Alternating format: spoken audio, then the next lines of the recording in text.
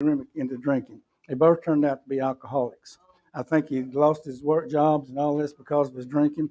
And right at the end of the movie, he's in an old rundown hotel room, and here his wife comes in, and she's left him. They've separated. They have a little girl, a daughter, and he's telling her, he said, it's either give up the alcohol or give up your children, the child, and me. And she turned around and walked out of the room. I thought, gosh. And I never will forget, we was walking out of the movie theater. I heard a guy behind me say, I'll never drink again. But he did. But anyway, I think every kid ought to see that movie. Mm-mm. And it talked about it. It started out as social drinking, is where it started. Oh, yeah. Well, there's so many studies and everything. People said it's bad for you. Yeah. Yeah. Well, anyway, I guess we better get into our lesson. Let's go to the Lord in prayer. Heavenly Father, again, we come to Thee, Father, thanking You again for this day and for the privilege of, Father, to come together as one and study a portion of Thy Word. Just open our hearts and minds to Your Word. In Jesus' name, amen. When I was beginning to think about this lesson this week, the people of Israel and their disobedience to God, I asked myself, where did it all begin? We were talking about just earlier about where does that first drink, where does it begin? This may not be the starting point, but we can look back from Hosea's time over 400 years to Deuteronomy 31, 24 through 29. Moses in Moses' day, he was about to come to an end in Moses' life. And the people of Israel were about to enter the promised land. And Moses called together the elders of the tribes and gave the instructions to the Levites and the words of warning and the consequences of rebelling against their God after they settled in Canaan. And I want to read what Moses says in Deuteronomy 31, I believe it's 31, 24 through 29. If I can get there. 24 through 29. When Moses had finished writing down on a scroll every single word of this law, he commanded the Levites who carried the ark of the Lord's covenant, take this book of the law and place it beside the ark of the covenant of the Lord your God, so that it may remain there as a witness against you. For I know how rebellious and stiff-necked you are. I don't like to read this Christian Standard. It says rebellious and stiff-necked. I don't know if that's where they got redneck from or not, but stiff-necked. For I know how rebellious and stiff-necked you are. If you're rebelling against the Lord now, while I am still alive, how much more will you rebel after I am dead? Assemble all your tribal elders and officers before me, so I may speak these words directly to them and call heaven and earth as witnesses against them. For I know that after my death you will become completely corrupt and turn from the path I have commanded you. Disaster will come to you in the future because you will do what is evil in the Lord's sight, angering him with what your hands have made. Well, that come to fruition, hadn't it? Moses issued a warning to them. If you don't listen to my words, the words of God, this is what's going to happen. But they didn't listen. They become stiff-necked. And, I know what's better. And that's the way it is in Hosea, that he's the prophet. He's talking to the people of Israel and Judah. That they had become stiff-necked. They had become rebellious. And I have a better way, so to speak. But I don't know if that's where it began. But, that was, we know the story of when they were led out of Egypt and into the promised land. There was warning after warning. What did it tell them when they went into the Canaan to wipe them out because of the idols that they had to get rid of all that? But did they? No. It's kind of like, well, I can handle this. How many we've heard, especially our kids sometimes, well, I can handle that, and it doesn't always work like that. Oh, yeah, that's a good, it got started right before it even got started. But again, let's fast forward a little further to Judges 21:25 and see if I can find that right quick. I have to go Deuteronomy, Exodus, Judges, yeah. First, Second Samuel. I'm getting there. Judges 21:25. That's the last verse. That's the last. The Benjaminites did this and took the number of women. Okay, that's not it either. I got the wrong one. 21 through 25. Oh, that's 23. In those days, there was no king in Israel. Everyone did whatever seemed right to him. In other words, whatever felt good, do it. And how many times we heard that years ago? If it feels good, do it. And that's kind of the way we are now. If it feels good, do it. Yep, yep, yep. I'm okay, you're okay. Can't we just hear the words, though, of a loving God? Why won't you listen? When are you going to turn from your wicked ways? It's like a parent, I said, whose heart had longed to see a wayward child return from their rebellious ways. I'm reminded of the prodigal son. His father probably stood there and looked down the road every day, looking for his rebellious son and praying that his son would return. And the heartache, and we just relate that to God, the heartache that we cause God for rebelling against him, and the heartache that Israel caused, rebelling against God, and saying, in other words, saying we have a better way. And sometimes I think we may be guilty of that. Say, well, we got a better way, or God needs our help. But like a watchman blowing his horn to warn the city of threat, Hosea sounded the alarm that the Lord was coming to destroy them. He pointed out the vanity of Israel's false religion and self-made protections against any threats. In disobedience to God's law, they worshiped a calf idol, multiplied the number of altars where they worshiped false gods. They installed kings disregarding God's will. They sought help from godless nations rather than the Lord. I think that, right stop there. How many, what do you call it? I can't think of the godless nations we've had tried to make treaties with. Yes. Foreign nations of Muslim nations, or and we try to make treaty, and it's not going to work. I can tell you that it won't work. They say you turn that fan off. It's really cold. Yeah, blowing her hair. Yeah. Yeah. There you go. There's no more small print now, so I'm fine. But what? Yeah. But they sought help from godless nations. Yeah. Israel and Judah built walled cities, believing that their protection from the Lord. That's going to protect us. We built these walled cities. That's going to protect us from all these outside forces. I read a deal about, I think it's Genghis Khan, how they destroyed cities that were walled. They found that some of them had not leprosy, but some contagious diseases and everything that catapulted them over the walls into the cities. And of course, when the diseases and everything took hold, then they just walked right in. That's pretty bad. I hope the guy was dead that they catapulted over the wall. He's dead after that, but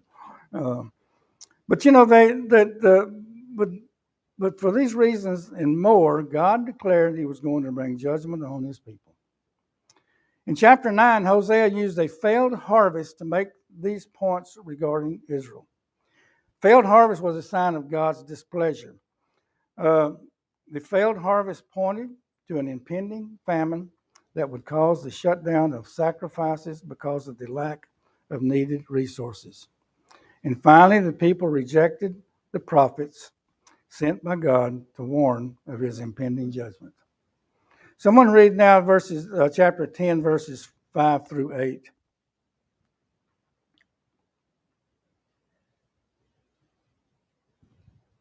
Somebody. The inhabitants of Samaria shall fear because of the calves of Bethlehem. For the people thereof shall mourn over it, and the priests thereof that rejoice on it, for their glory thereof, because it is departed from it. It shall be also carried unto Assyria for a present to King Joab. Ephraim shall receive shame, and Israel shall be ashamed of his own counsel. And as for Samaria, her king is cut off as the foam upon the water. The high places also of Avon come up on their altars, and they shall say to the mountains, cover us, and the hills fall. The ESV says the word uses Samaria will have anxiety over the calf of Bel-Aven. Some commentators, I get that, suggest that the anxiety or fear the people felt was but not really fear or remorse. Instead, it describes an awe with which they worshiped false gods. In other words, the way I look at it, I guess they feared if they didn't worship them or do all the sacrifices and all that said, they feared repercussions from these false gods. However, the text indicates that the bull would be lost and taken away into Assyria's exile. The glory probably referred to its gold, which would have made it valuable to foreign invaders, who would strip its gold and probably destroy the rest. Even though the idols had emotional and spiritual meaning to the Israelites, it was nothing but spoil to the invading Assyrians. It was just some gold to them, just some gold inlaid over an idol, over a calf. But the people and priests would mourn over the loss of its glory. Ironically, the Assyrians that had plundered and taken Israel into captivity, Israel had sought help from the kings of Syria. You know, like I said earlier, we've tried to make alliances and treaties with our enemies, so to speak, and it's not going to work. And the same thing with Israel here. They tried to make alliances and everything with Assyria, but it backfired, didn't it? They sought help from them. But the three centers of authority in the northern kingdom were the king, the capital city, and the religious establishment. Hosea mentioned two of the three in verse 7. Israel's capital, Samaria, would be destroyed, and their king would be like foam upon the water. Especially after heavy rain, we've all witnessed foam forming, over some rapids or a stream gets up and see that foam. And but as it goes downstream or washes downstream, it rapidly dissipates and is carried away by the current. Or we've seen maybe a heavy stream, and they kind of go over a fall and there's foam there. But like I said, as it goes downstream, it just disappears or dissipates. Like the foam, Samaria's king would be powerless in the wake of the power of the Syrians. Their resistance would be futile against the power of the Syrians.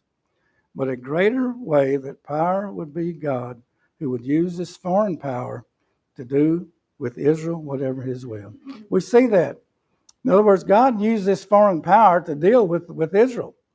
God used the Babylons to deal with Judah. And some, I think, kind of question, why would God use an evil kingdom, an evil kingdom against his people? Well, it's the correction. It's correction to try to bring them back to them. There's times that we got, I guess that belt was an evil power, but I thought it was. But it was to bring us back. Bring us back. And it's the same way that God would. And this, like I said, God will do what he wills. It's some things that we're not, that we don't question him on. But this was God's way of trying to get Israel's attention. Get them to say, come back to me. Just like that prodigal father looking down the road, waiting and longing for them to come back. But verse 8, almost every city, town, or village had a designated high place, with shrines set on hills or groves with sacrificial altars. I believe when I think it was when Brother Ken Laney was a director of missions, I think he said, and I don't know if this is a correlation with, he said, I think on Highway 84 through Gatesville, I think there was over 20 churches just on that highway. Well, now, how many of them really gave their allegiance, you might say, and I'm questioning, to the Lord? How many of them really actually served the Lord? How many of them served themselves? But I also remember too, and this may be not a good analogy, but they did a mission trip to San Francisco, and he said you could drive for miles without seeing a church. And so it's they had all these churches, but I think they were more or less kind of like they felt like an insurance policy. Uh, they didn't have to go travel somewhere, go somewhere to worship. They could probably just walk next door or walk up the top of the hill and worship. So it's more like I said. I think they looked at it like an insurance policy. But Hosea called these high places the sin of Israel. The high places were a testimony of Israel's unfaithfulness to God, and he would in turn destroy them. The devastation would be so thorough that the high places would become uninhabited, wastelands. And I don't know if this lesson text, I know the Christian Standard said it'd be wastelands of thorns and thistles invading the altars. In other words, after God has annihilated them or they're taken off into captivity, these places of worship, they're just going to be grown up in thistles and thorns. And how many of us, if you ever lived here very long or lived out, have you ever encountered briars? They'll take over. And you can get tangled up in them. And I think there's a picture here that we go through these briars, we let things that grow up, and we get entangled and can't get loose. I thought about bull nettles. I don't know if anybody got stung by bull nettles. Oh gosh, it just sets you on fire. But this, and I picture these altars just growing up in all these nettles and thorns and I can always remember. I always hated that when we had goats. Them Angora goats had the hair. Every day or two, Daddy make me walk the pasture and make sure there wasn't any hung up in briars. And then trying to cut them briars out, and they're fighting you, and you're getting stuck with them briars and all. It was something. Good old days, wasn't it? Yeah. No, they're not so good old days. Yes, but they would cry out to the mountains and hills to fall on them to take their lives and end their suffering. It had come to a point where the Assyrians invaded them and carried them away. They would cry out to the mountains to fall on them. Some say earthquakes or volcanoes that would cover them and relieve them of their misery. So let's someone read now verses 9 and 10. Israel, you have sinned since the days of Gilead. They have taken their stand there. You have not war against the unjust, overtake them in Gilead. I would discipline them at my discretion. Nations would be gathered against them to put them in bondage for their double iniquity. Hosea used the expression the days of Gibeah to serve as an example of Israel's religious and moral decay.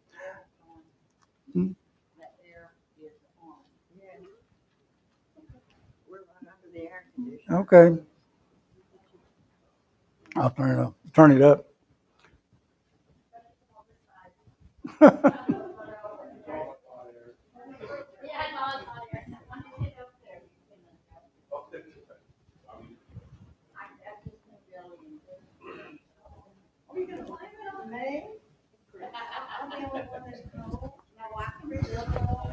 Well, I know Mother would complain about being cold. I said, "You're sitting right under that vent." No, I'm not.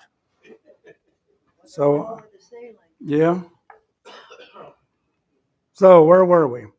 Read verses 9 and 10. Let's go back and look at chapter 9, verses 9.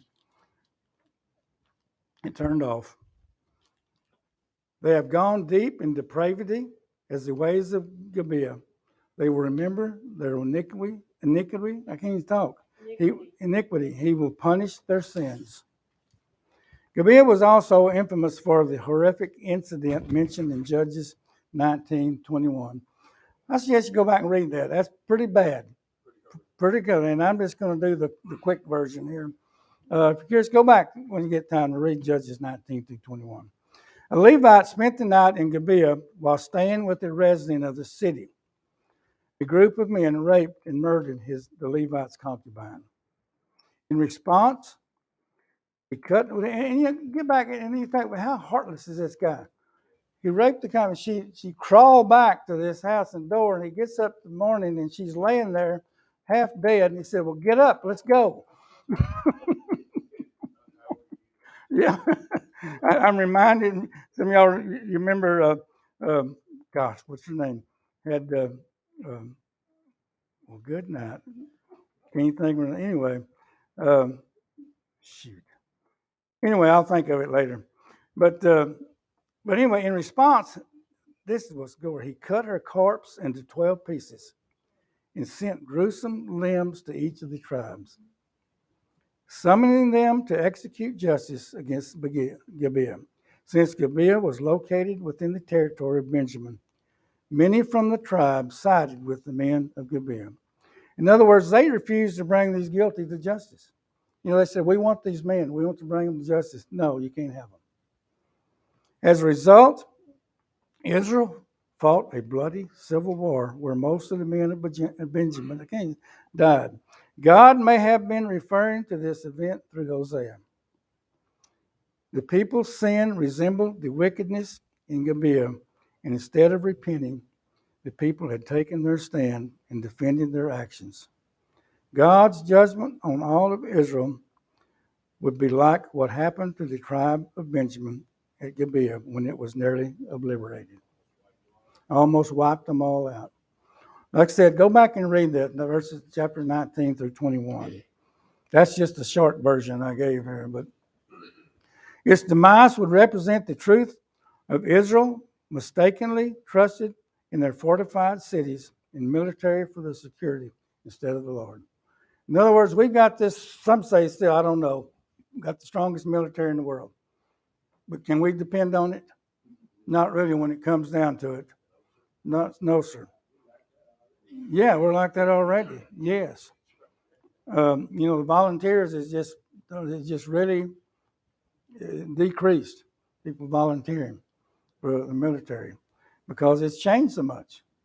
But God would teach Israel a lesson concerning the consequences of their trust in their military might. In other words, there's so many things we put our trust in. We put our trust in our government. We put our trust in our military. We put our trust in leaders and so forth. But all that's fleeting. It's like that foam on the water. It will quickly vanish.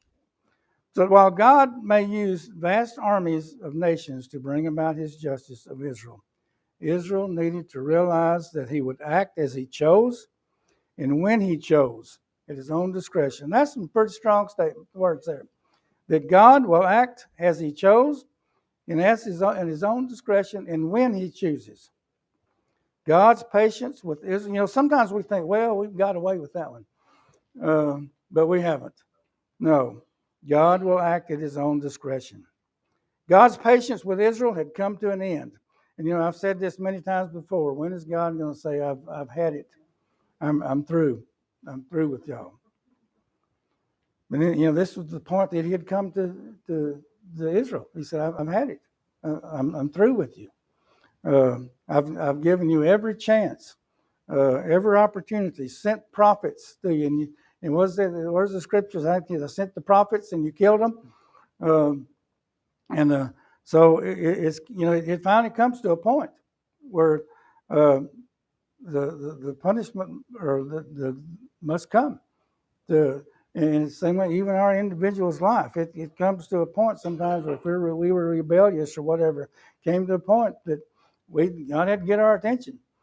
Our parents got our attention, and it took something.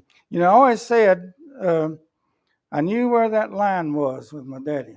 And I knew not to step over. I could get right up there in my toes to it, but I knew not to step over that line because I knew the consequences.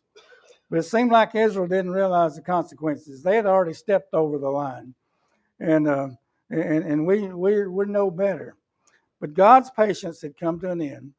His sovereignty was indisputable, and Israel's judgment was certain. In Gibeah, the tribes of Israel gathered against Benjamin. Now the nations would gather against Israel. Hosea concluded in verse 10 by explaining the result of this invasion of foreign armies and the reason it would happen. First, the result would be bondage. The northern kingdom would be carried off into exile. This happened in 722 BC. Israel fell into the hands of King Shalmaneser V because of their foolish apostasy and smug trust in their military establishment instead of the Lord. Oh gosh, yes, and like I said, we put our trust in so many things that will fleet. It's all fleeting. You know, like I said, I go back to that foam on the water. And we put our trust in man-made things, man-made idols. And you know, we talk about, and I think Brother Steve may have brought this up in one of the lessons, but you know, we have our idols. People have their idols, and you know that God will remove them if and it can be so many things. It can be, you know, it goes so far as to say it can be children, it can be grandchildren, and that's sad and shameful because it really bothers me to see someone that just more or less worships their child or their grandchild. I said, you know, you're walking on thin ice. And you're not doing them any favors. Exactly. That's really the best thing. Not doing them any favors. I was talking to my niece the other day, texting about something about talking about. Well, I won't go into detail, but some of them they're going out into the deep. Be careful, they're wading out into the deep. And she's like, "What do you mean by that?" I said, "Well, they're fixing to go under." They're fixing to step in that hole out there and go under. And so you have to be careful when we wade out into the water that we don't step in one of them holes and go under. And someone read now verses 11 through 12. Ephraim is a well-trained calf that loves to thresh, but I will place a yoke on her fine neck. I will harness Ephraim. Judah will plow. Jacob will do the final plowing. Sow righteousness for yourselves. Reap faithful love. Break up your unplowed ground. It is time to seek the Lord until he comes and sends righteousness on you like the rain.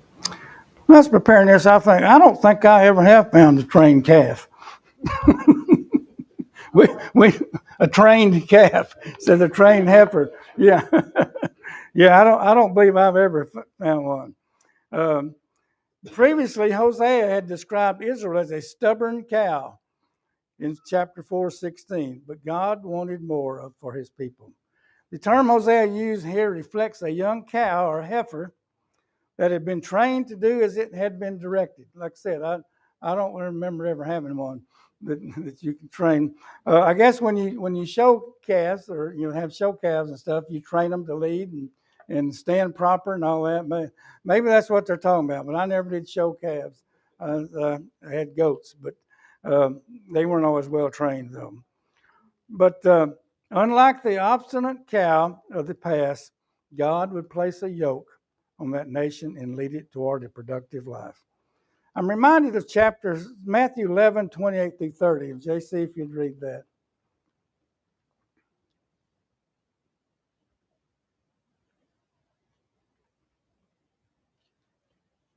Come unto me, all you that are laboring and are heavy laden, and I will give you rest. Take my yoke upon you and learn of me, for I am meek and lowly in heart, and you shall find rest unto your souls. For my yoke is easy and my burden is light. You know, in biblical times, usually two oxen would be yoked together. You know, you can look probably on the internet or whatever, and you can see what these yokes that they used. They used them to plow, to tread out the grain and everything, but they'd be yoked together. And the reason for this, the burden would be shared and be less burdensome. Now, I've seen some. I've had a little bit of experience, not a whole lot. I remember when my cousin's grandparents, he still plowed with horses with a team, and I remember going over and visiting him, and he would have to hook the team up for his granddaddy. But you'd watch them. There's always one that would be kind of lazy, and let the other one do all the work. But Jesus used this analogy that we are to be yoked together with Him, which would lighten our burden. Note that God spoke this word about both Ephraim and Judah. Whether the people lived in the north or the south, their responsibility is to submit to God and obey. He was to obey him. The days of unrestrained disloyalty would come to an end as the Lord declared he would place a yoke on the fair neck of his people. In other words, it got to the point where they weren't yoked together with God, where the burden and the pulling of the thorn implement, whatever, was equal. We were yoked together, and what did Jesus say? My burden is easy. If we're yoked with God, if we're working with Him together, but they would lose their liberty and experience the oppressive yoke or exile. In other words, they were yoked by themselves. They were having to pull the load, and it was trying. It was hard. The people would lose their liberty and experience the excessive yoke or exile. Ultimately, both the northern kingdom of Ephraim and the southern kingdom of Judah would experience the burden of captivity, since they would both tread the same path. In other words, they would be yoked, but not in a yoke like with Christ. It would be a yoke of burdensome. It would be a yoke of toil and pain. But God mercifully implored the strong heifer, Israel, to sow righteousness and reap in mercy. Mercy means covenant loyalty to the Lord. This is all tied to the idea of consequences in reaping what one sows. We've always heard that saying, we reap what we sow. The command to break up our unplowed ground meant they needed to renounce their false gods and the way that they had been living. They needed to start afresh by seeking the Lord. To seek the Lord meant they needed to be completely devoted to Him while forsaking all of their false gods. They're getting another chance, is what it looks like. Seeking the Lord also meant they needed to look to Him for provisions and security in times of crisis instead of depending on themselves or some foreign power. If His people would do this, then the Lord would send His righteousness on them like the rain. God would save them from their enemies and renew His blessings upon them, as was always our desire. I'm thinking of a movie, too. We're talking about movies, thinking of a movie, and I don't know what this has to do with the lesson, but there was a movie we're talking about depending on foreign powers. There was a little small country, and they were about to go under, and I thought, well, if we declare war on the United States and then submit, then they'll take us over, and then they'll take care of us, and everything will be okay. Well, they come in the country and had this bomb, and they captured the president and had this bomb, and the United States surrendered to them. So what are we going to do? And I kind of feel like that's maybe some countries that have alliance with us. They do it not because they care for us. They want to be taken care of. All this money and things. So of course I know, and don't get me on that, but and I know there's a need. I think sometimes Ukraine's a good example. And don't get me wrong. I mean, they're in need, but I think too we have needs here too. But still, I always thought that was good. They would surrender, and then they would fall under our care and all this, but yet it backfired, and the United States surrendered to them. Yeah, that wasn't supposed to happen. Someone read now verses 13 through 15. You have planned wickedness, you have evil, you have eaten the fruit of deception. If you have depended on your own strength and on your many warriors, the roar of battle will rise against your people, so that all your fortresses will be devastated. As Shama devastated Beth Arbel on the day of battle, the mothers were dashed to the ground with their children. So will it happen to you, Bethel, because of your wickedness is great. When that day dawns, the king of Israel will be completely destroyed. Here we like to read the verses previous to that. They were given another chance. But what did they do? They just, nope, we can handle it. Hosea continued with his farming metaphor. Instead of sowing righteousness Israel had plowed wickedness. Instead of reaping faithful love, Israel reaped injustice. Instead of eating the fruits of lies, the nation needed to break up the hard ground of their hearts and seek the Lord. The second part of verse 13, God declared that he was going to bring about their destruction because they had trusted in their own ways. Their own ways was pretty much self-descriptive when we read the words of Mosiah. I mean, they ignored God. They trusted in their own army. And in that, they could ward off any challenge. We've got the strongest army in the world. We can just bring them on. We can take care of it. Well, they found out different. They were unable to defend themselves, especially to defend their wives and children. Verse 15, Bethel was the center of Israel's apostasy, promiscuity, false piety, and hostility to God. It was the location of the calf idol mentioned in verse 5 and 8. Bethel would receive the full measure of God's judgment because of its great wickedness. They continually turn their back on the Lord. Got a few minutes. Any comments? It's sad. It really is sad. But it's sad that it looks like we're going down the same road. Yes. We're depending on our own strength and not on the Lord. I didn't catch it all. You go back on the sermon of David Jeremiah today. He's talking about the world conditions today, and he didn't pull any punches. It's a good lesson, and where we're at today, and how we've turned against God, and even as Christians, some as Christians have, said, "Well, I've got it figured out." It's kind of like we said earlier. Some use God as an insurance policy, fire insurance, to keep you out of hell. But what? No, it doesn't work that way. It sure doesn't. I heard an analogy one time was this. I don't remember who said it, but he said, when we're saved or we give our heart to God or Jesus, we say it's kind of like a room, a house. I think I've used that to you, JC, talking about you go in and you rent this house to an individual and say, okay, you've got the run of every room in this house except that room there. It's locked. You can't go in and you can't use it. It's the same way with our heart. God, we give you 90% of our heart, but now that one part you can't enter, you can't have. Yeah, that's the part. And I think sometimes we may be guilty of that.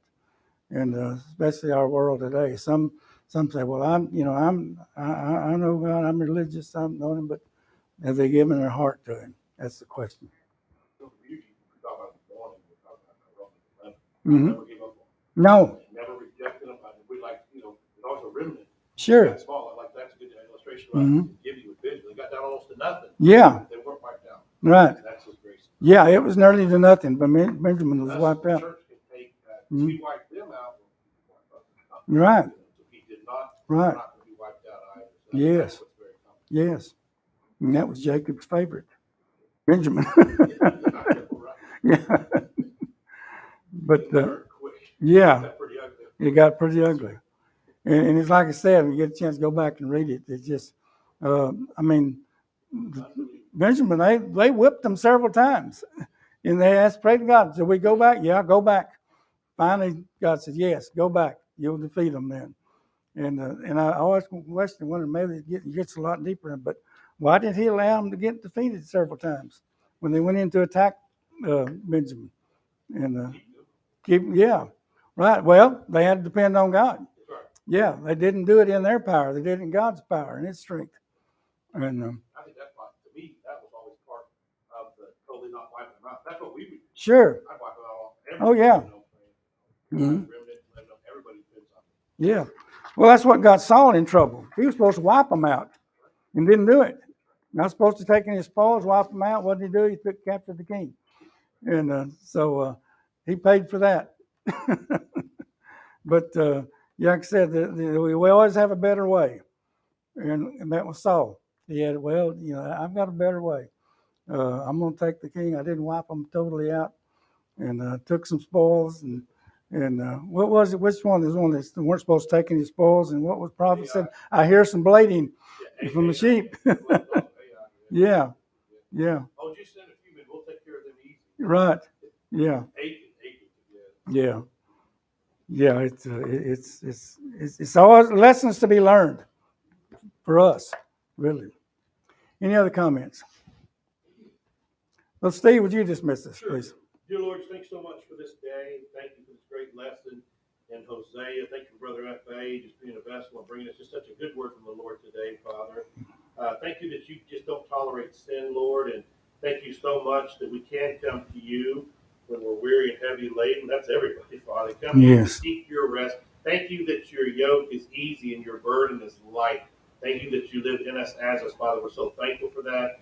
And thank you for prophets like Hosea, who, Father, spoke your word faithfully. And I pray that we will do the same, even when it's not always easy, Lord. So again, let us take these lessons, these timeless truths, and apply them to our lives today, Father. In Christ's name I pray. Amen. Amen.